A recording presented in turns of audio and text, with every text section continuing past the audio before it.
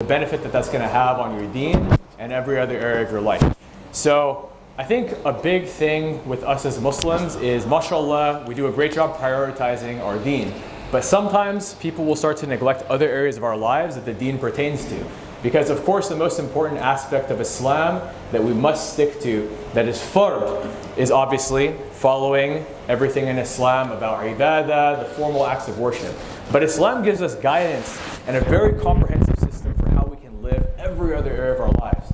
Business, relationship, marriage, right? Our fatherhood, our motherhood for the sisters. So again, when it comes to our body, there is a ton of different evidence inside of the Sunnah, inside of the Quran, that we should be applying to our lives that many people neglect. And so I'm going to start off with the description of the Prophet ﷺ, which is that his chest and his stomach were in a straight line.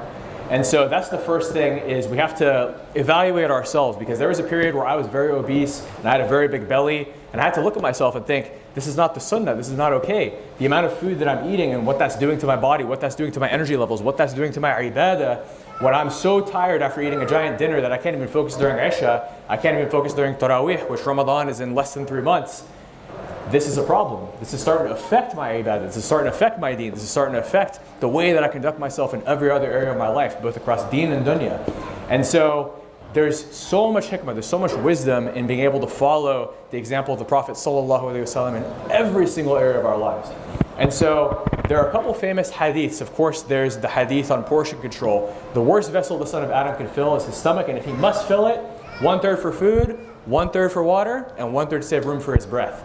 Yet so many of us, when there's some delicious food, we just eat so much, we eat 110%. We fill ourselves beyond the brim. And we suffer in that from our energy levels and our weight and our health and our fitness and our inflammation. And so many brothers and sisters find themselves in a position where their energy levels aren't good, their knees hurt, their back hurts, everything hurts. And again, our energy is inconsistent, our sleep quality is poor, we're cranky and triggered all the time because we're not happy, because we physically don't feel good, because we're not taking care of our health. And so Allah subhanahu wa ta'ala commanded us to seek out the solution for, or the cure for every disease that we encounter. And when we have diseases like diabetes, obesity, cholesterol, heart attacks, everything else, and we're not doing anything about it, we need to really hold ourselves accountable and evaluate ourselves and start to make some changes. There's another famous hadith, which is that a mu'min al-qawi is more beloved to Allah than a mu'min al-da'if. The strong believer is more beloved to Allah than the weak believer. Now the word qawi is a broad term for the word strong, which applies to everything. Spiritually strong, of course, right? Financially strong, emotionally strong, mentally strong, physically strong. And if we look at the example of the Prophet ﷺ and the Sahaba, they were so strong that they were able to fight these battles. I mean, we look at battles where, by the intervention of Allah, sending help, of course, we were able to win, even if we were outnumbered 3-1. And so, at the end of the day, as Muslims, it's so important that we take care of the health of our body. And if you just apply those two things, number one, just practice portion control. Don't overstuff yourself. Even if you don't make any changes to your diet, the only change you make, you eat the exact same thing, but you just eat a little bit less. And you stop when you feel comfortable, but you don't overdo it. That alone will make such a difference. And Allah tells us in the Quran, He does not love those who are excessive. So do not be excessive. From there, if you just work on strength, whether it's some kind of workout, whether it's some kind of, self-defense training, whether it's even just doing push-ups, if it's lifting weights, whatever it may be, if you just get some weights for your home, your whole family can benefit, and inshallah, it's going to make a huge difference. Now, there's also verses in the Quran that we can look at to inspire us to make some changes. Allah tells us to eat what is halal and what is tayyibat in Surah Al-Baqarah. So why did Allah use the word halal and tayyibat? What is lawful and good? Well, is halal hot Cheetos halal? Yes, but is halal hot Cheetos good for you? No, it's not good. And so if we just eat good, wholesome things, like what Allah subhanahu wa ta'ala has prescribed, then inshallah we're going to see such a difference in our health. Now, we can also look at the science behind some of the different foods where we add way too many calories, which is not even necessary. Because we all want to enjoy our food, we want it to taste good. But do we need to put so much oil that it feels so heavy afterwards and it affects our ability to focus in salah after we eat? No, we don't.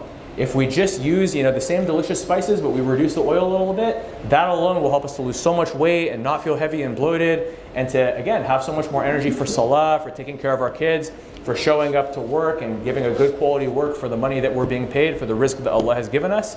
And so, as we look at how we can please Allah in everything that we do, we need to have that taqwa when we're eating. We need to have that taqwa of Allah and that taqwa of what are we putting in our body and how does this fuel affect me. Now, who here would take your car and go fill it with the wrong fuel? You have a normal car, but you go fill diesel, and then the car stops working. Nobody here would do that, right? Yet so many of us, again, we're not fueling our bodies with the right foods. Now, if we look further at the sunnah of the Prophet ﷺ, what were some foods that the Prophet ﷺ used to eat that we can start to eat? We have a hand here.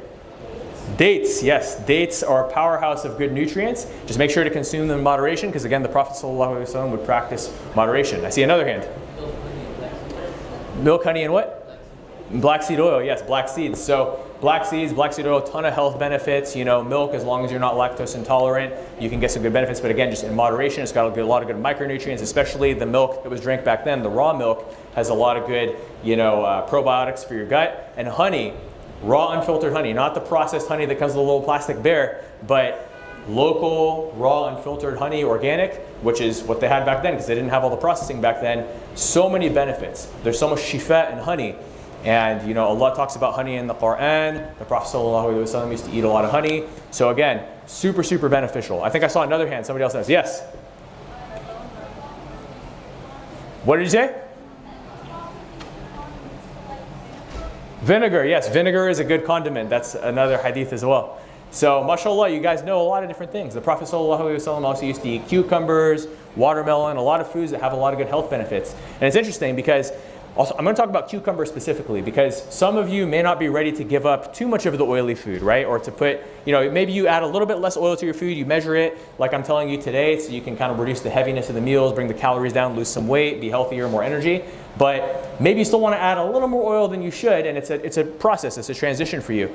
If you just consume some fiber, the fiber from the cucumbers is going to help you to digest that much better, and this is going to help you to feel better, have more energy. Fiber is so good for your gut health as well. This is going to help you have more energy. So there's so much wisdom in the foods that the Prophet ﷺ used to eat. Same thing, watermelon is going to be great for your hydration. Again, everything in moderation, right? Just because the Prophet ﷺ used to eat dates doesn't mean you should eat like 100 dates a day. That would be way too much, right? Do not be excessive. Allah told us not to be excessive. Yes, we have a brother in the back. What did he say? Grapes? Yes, grapes, raisins. It's interesting because there's actually a lot of health benefits because raisins, grapes, they have something called boron, which is good for testosterone levels. One of the brothers actually asked in the seminar before this with Brother Jabril about how to increase testosterone, so very beneficial. I see some more hands. Yes, brother? Let's not forget the lamb for the capsule. Yes, the lamb shoulder. Yes, sir. Inshallah, inshallah. But the Prophet ﷺ would eat red meat in moderation. So not all the time because there's a lot of fat in that. And science has shown today that eating too much saturated fat can increase your risk of heart disease. So the Prophet ﷺ would eat it because there's a lot of good benefits in it, but he would eat it in moderation. Everything in moderation. Yes? Eggs, I'm not sure. I don't think I've come across any narrations on eggs, but if you have one, please let me know, inshallah. Yes? What is it? Pomegranate, yes, pomegranate, which is also good for your testosterone levels. So mashallah, you guys know a lot of sunnah food. Eggs can be good for you though, even if it's not necessarily a sunnah food, there can be some benefit. I think I saw one more hand, then we're going to continue. Yes? Barley, yes, the Prophet ﷺ used to use barley, and he would actually make a tonic out of barley for people who were sick. I can't remember the exact narration, but there was a narration that the Prophet ﷺ wouldn't have wheat bread multiple nights in a row. So just be mindful that you could get bloated if you're eating bread too consistently. So try to do that in moderation and have days where you're not eating it, especially if you get bloated from it. Okay, so we got a lot of hands, but we're going to keep things going. So again, mashallah, it seems like you guys are knowledgeable, motivated, everything. So I think the reminder is very important. Just like how we have Islamic reminders to remind us what we already know, we all know that we should be healthy. We all know that we should practice portion control. We all know that we should follow the sunnah when it comes to our health, our fitness, our strength. But sometimes the reminder is helpful. And also being around the right company, around the right people and supporting each other. The Prophet ﷺ said that a man is upon the religion of his friend. So watch out who you befriend. And so it's important that we support each other as a community here. MashaAllah, here at Masjid Rabat, we have such a good community. So it's important that we hold each other accountable as well. Just like when it comes to deen, we'll hold each other accountable. We'll correct each other if we see anything that's wrong. When it comes to deen, we should also correct each other when it comes to the matters of the dunya. Not just fitness, but everything.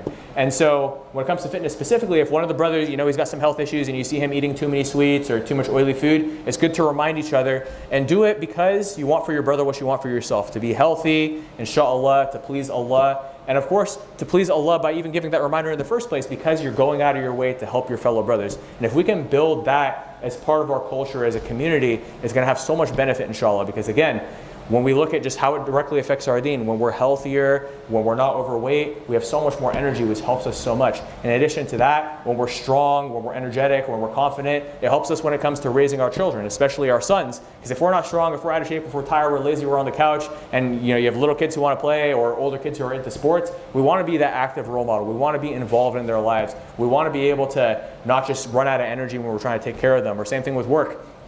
If you're just crashing at 2 p.m. and you can't focus after Dhuhr, and then your Asr suffers as well. I mean, all your prayers in the evening suffer because you're so tired. We really need to be mindful of all the different aspects of taking care of our health and fitness. Let's look at sleep as well. I'm sure that many of you have heard of the hadith where, I believe it was with Uthman, where the Prophet ﷺ said, "Do you not desire my practice?" Because he was praying all night and fasting all day. And so the Prophet ﷺ said, yes, pray during some of the nights, but sleep during some of the nights. Fast during some of the days, but also break your fast. Right? We have to practice moderation when it comes to our disciplines, and it's also important that we take care of our sleep because the body has rights on you. The Prophet ﷺ said in the same hadith, the body has a right on you. So it's so important that we familiarize ourselves with these hadiths and that we use these to remind ourselves and to inspire ourselves. And the best part is when you use the hadiths and the verses from the Quran to inspire yourself to be healthy and fit, then there's so much barakah in that because you're not doing it for vanity purposes like the stereotype with fitness, but you're doing it because you want to please Allah. You're doing it because you want to be a stronger believer who's more beloved to Allah, and you want to become stronger in every way. The strength transcends in every area of your life when you're disciplined with your nutrition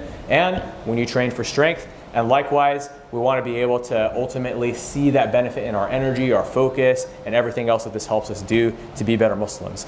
So there's a lot of intricacies to nutrition. This is supposed to be a short talk, but I can go as long as they would like me to. So I'll open it up for some, or actually, I don't think we have time for Q&A, so we're going to move on. But inshallah, this will be the first of many. So if you guys like this, talk to the brothers who run the seminars. And if you guys would like me to come back, I would be happy to anytime, inshallah.